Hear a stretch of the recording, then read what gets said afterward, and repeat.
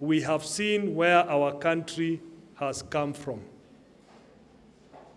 We need to move forward. In my own view, one of the biggest problems of our country is tribalism. Every time Kenyans want to make a journey, tunaanza kujiuliza nani wetu, nani ametoka kwetu, who is my tribe, and you get muddled in that pothole. Yet, at the end of the day, we are all Kenyans. When a Kenyan is running in a cross-country championship in Spain, we are all there cheering, and we don't ask what tribe he comes from.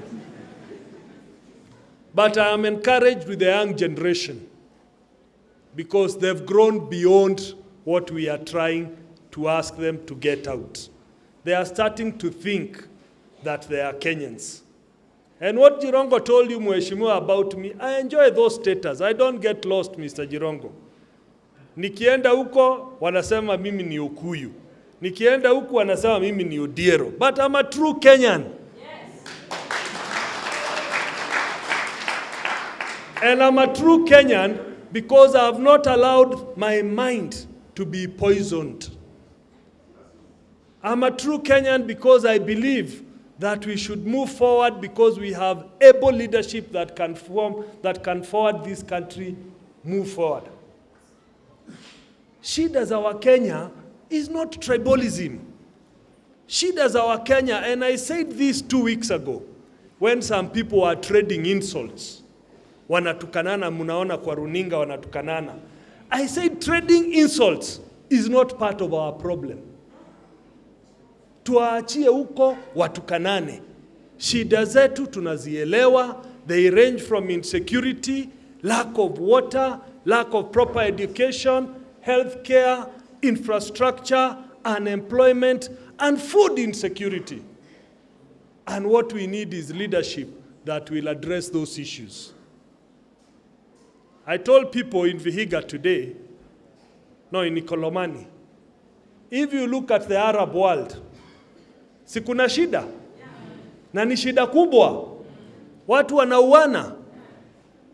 But all those people who are under pressure, those sitting presidents, akihojiwa kitu ya kwanza anasema sitasimama tena muda wangu ukiisha.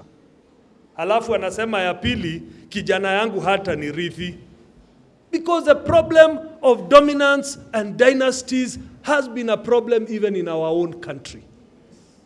People want to continue dominating others as if they are the only ones who are born in Kenya na hakuna wa Kenya wengine.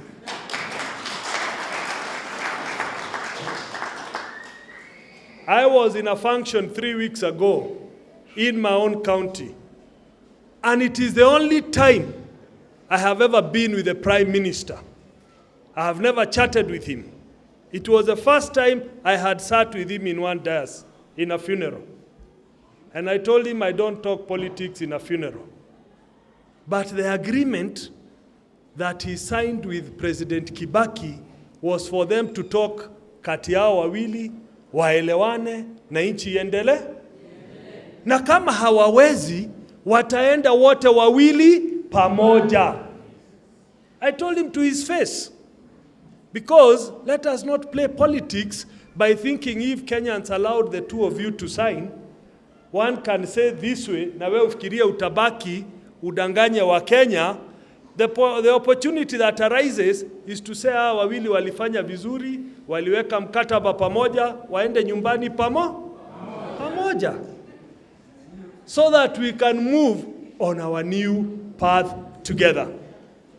Because what we do not want is to see a Kenya picking a panga against another Kenyan. I went to a church on Sunday.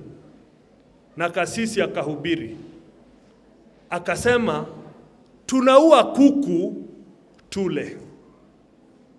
Tunaua mbuzi tule. Tunaua binadamu tufanye nini? Why do you kill a human being? Kill a chicken because you want to eat. You slaughter a goat because you want to eat. But why do you kill another human being? You can't eat. You can't go and keep in your house. You can't have that dead corpse as a souvenir. So we must rise and say we don't want to go through the war path again. And that every Kenyan is equal to every Kenyan. And that we are equal stakeholders. And I want to urge you, we know our problems. Let us look for solutions of leadership that has ability to solve those problems. And I can tell you, tribalism is the biggest disease in that. For me, it does not matter if the best Kenyan with a vision, with the best ability comes from El Molo, and there are only 800 in the whole country. It does not matter. I think about my children, I think about my grandchildren, I think about what kind of a country will I leave them in? What kind of Kenya will they be in? That is what I think would be the best legacy for our country. So I do not believe in these arrangements, I just believe in ability, and I'm glad to survive as a Kenyan.